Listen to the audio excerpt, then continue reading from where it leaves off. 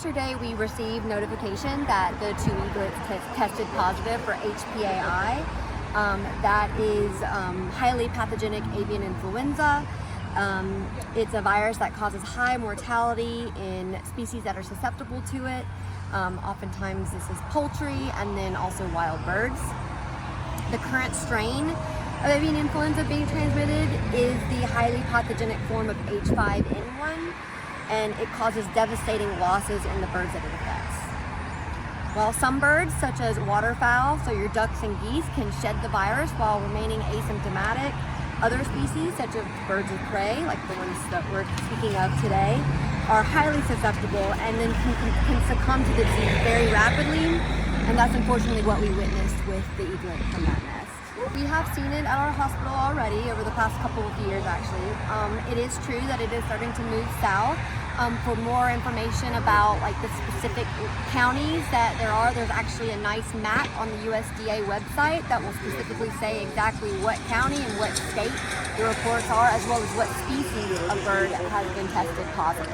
We have had one so far test positive. Another eagle. Mm-hmm. The public's concern is probably the health and well-being of the That's right. Yes, eaglets, yes, or eagles. Yes. And so we are, again, with our partners, monitoring them. We've seen them actually flying up in relatively high trees and towers. And so we are watching them as much as possible. Signs and symptoms to look for are as vague as lethargy and weakness, inappetence, to no longer able to fly or not even able to stand. We'll have respiratory signs, and also we'll oftentimes see neurologic signs that can include like tremors and seizures. So we haven't seen that in the adults yet, or? We haven't. We have heard some information about them potentially being off. I'm actually here today to go assess them myself and see how they're looking. I wanted to dispel some rumors and some misinformation that have been circulating on the internet among the public on social media about the care and the response to E24 and E25, and why E25 was not taken from the nest when we retrieved the body of E24. Okay. And so for that, on Monday we received authorization from the federal and state officials to go up into the nest to retrieve E24's body, to do some testing and to make sure that the other nests, the eagles in the nest, were not affected. Then at that time, we did not have authorization to remove E25. Our trained veterinarian that actually went up in the bucket truck to retrieve E24 did a visual inspection and determined that E25 was alert and bright and responding.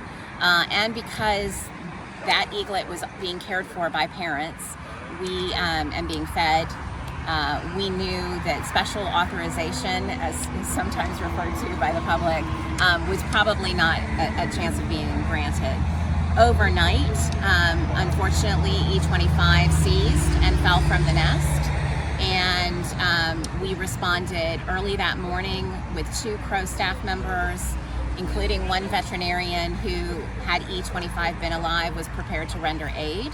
Unfortunately, that eaglet was found dead on the ground. We actually entered the property with a Florida Fish and Wildlife Conservation officer to retrieve that baby. There's been some question about how quickly we responded. Unfortunately, we do not have the staffing or ability to respond immediately like an ambulance, a human hospital ambulance would. And Crow's facility, our hospital, is open 7 days a week, but we are not open 24 hours a day. So we rely on volunteers, the Eagle Cam monitors, moderators, and the Pritchett's, as well as other volunteers, to advise us. And also, our Crow team is also watching. The loss of these eaglets, we also mourn the potential loss of the Eagle Cams, just because we really are fighting for the future of M15 and F23 and M15, just because we don't know what this influenza can do, and we're just going to have to watch and wait and see and hope for the best for our couple and really the future of the cams as a whole. In the this cam, we've never had a case like this before that we know of. I do know that Crow is reporting there have been other cases in the state, so that'll definitely be something to keep an eye on, and we'll be watching F and M very, very closely the next 10 days. Definitely, I think it is a very great point that we should all just be aware of the birds around us. If you start to see symptoms in birds in your area, first one, to quarantine yourself, don't get near them, just because it is transmittable, and to be able, to report it to FWC and to. So it all happened so quickly. E24 showed no signs until the evening that he or she passed, and then seized and passed away within minutes. So there was really nothing that we could do to prevent it. And then E25 similarly, very, very little symptoms, and passed away quickly as well. So we'd like to think that their deaths did not go in vain, and that the report findings will help other wildlife hopefully be saved. So today, it's a very sad day, and we hope that this press conference and getting the word out will help other wildlife in the community. I think the eagles know best. They have been staying away from the nest and have been, we think, resting in other places to hopefully conserve their energy and fight off anything that they may be fighting.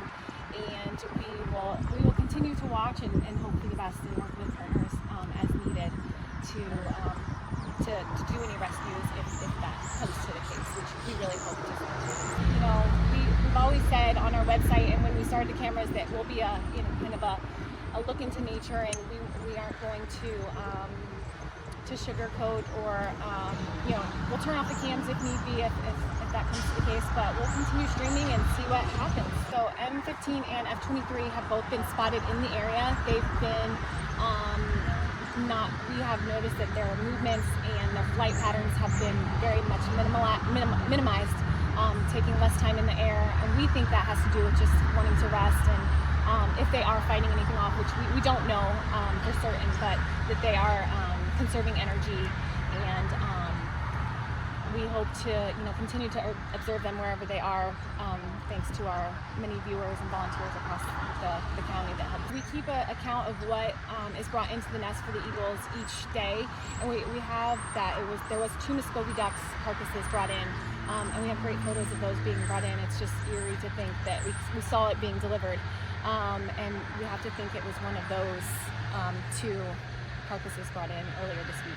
I think along with the rest of the community, it's very shocking and devastating. I think just knowing we were having such a storybook season, E24 and E25 born days earlier, or this whole season had just been a little bit different, and they were getting along so well, growing so great, progressing on track.